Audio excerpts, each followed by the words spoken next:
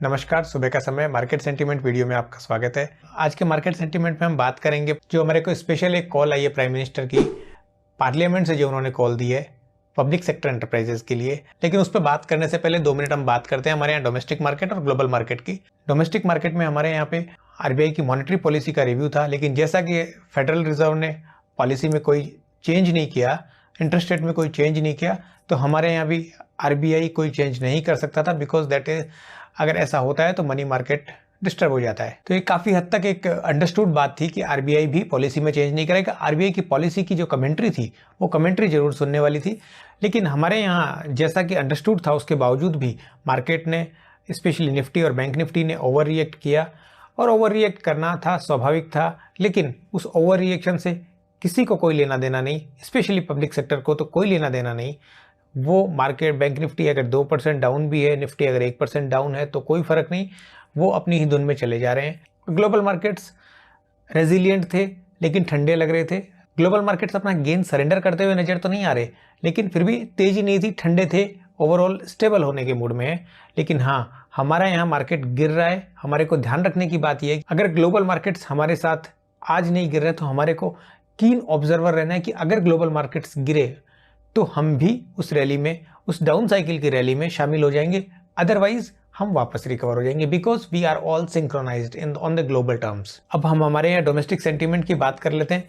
कल second time prime minister साहब ने पब्लिक सेक्टर के जो शेयर्स हैं, उन कंपनीज की जो परफॉर्मेंस है, उनकी शेयर मार्केट की जो परफॉर्मेंस है, शेयर्स की रैली है, उसके बारे में बात की। और स्पेशली अगर मतलब इस तरीके का एनवायरनमेंट है, जैसा कि अगर आपके पास सरकारी शेयर नहीं है तो आप फिर मार्केट में क्यों हैं इस टाइम, क्योंकि इसे सबसे ज्यादा बड़ी तेजी तो वहीं चल रही है। और सेंटिमेंट्स की इंतहा तो तब है किसी पर्टिकुलर शेयर की, चाहे वो एलआईसी हो, चाहे वो और कोई पर्टिकुलर बैंक हो, उसकी पार्लियामेंट्स में बात की जाती है और वो वही शेयर यहाँ पर अगले दिन रैली हो जाता है। मतलब प्योरली एक रिटेल ड्रिवन रैली है, लेकिन उस रैली में रिटेल ड्रिवन होने के साथ साथ इंपॉर्टेंट बात यह है कि यहाँ पे सिर्फ सेंटिमेंट्स की बात हो रही है, फंडामेंटल्स की बात कहीं नहीं हो रही है, सिर्फ ट्रेडिंग कॉल है।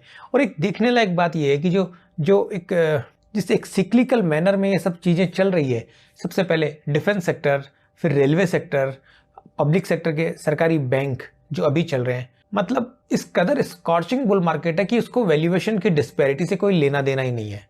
और बुल मार्केट ऐसा ही होता है, लेकिन इसका मतलब ये नहीं है कि हम आंख बंद करके सब कुछ लेते जाएं। वैल्यूएशन की डिस्पैरिटी का आलम यह है कि जहां एसबीआई सबसे बड़ा सरकारी बैंक 1.5 के प्राइस टू बुक वैल्यू पे मिल रहा है और आईओबी 6 के प्राइस टू बुक वैल्यू पे मिल रहा है।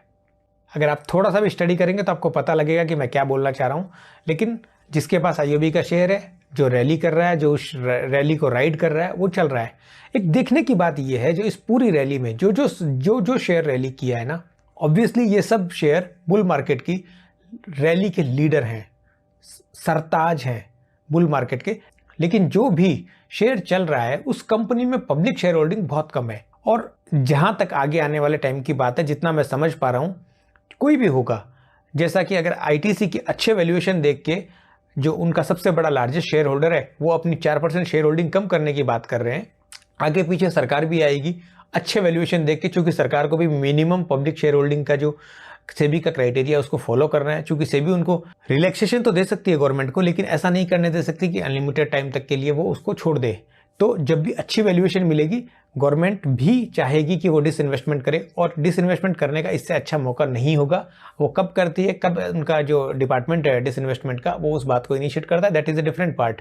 बट 100% डिसइन्वेस्टमेंट आएगा, अच्छी वैल्यूएशन पे आएगा इन किसी भी कंपनी में जो वैल्यूएशन चल रही है, चाहे वो डिफेंस सेक्टर की कंपनीज होंगी, चाहे वो रेलवेज की होंगी, चाहे वो सरकारी बैंक्स होंगे, इनमें कहीं में भी ओवरऑल पब्लिक शेयर होल्डिंग 5% से ज्यादा नहीं है। मतलब 95% या 90% के प्लस शेयर होल्डिंग गवर्नमेंट के पास है। तो ऐसे शेयर को जब जिसकी पब्लिक फ्लोट नहीं है उसको चलाना बहुत आसान है। लेकिन as a trader, as a investor, हमारा दायित्व यह है कि हम हमारा आंख नाक कान खोल के ट्रेड करें, खोल के इन्वेस्ट करें,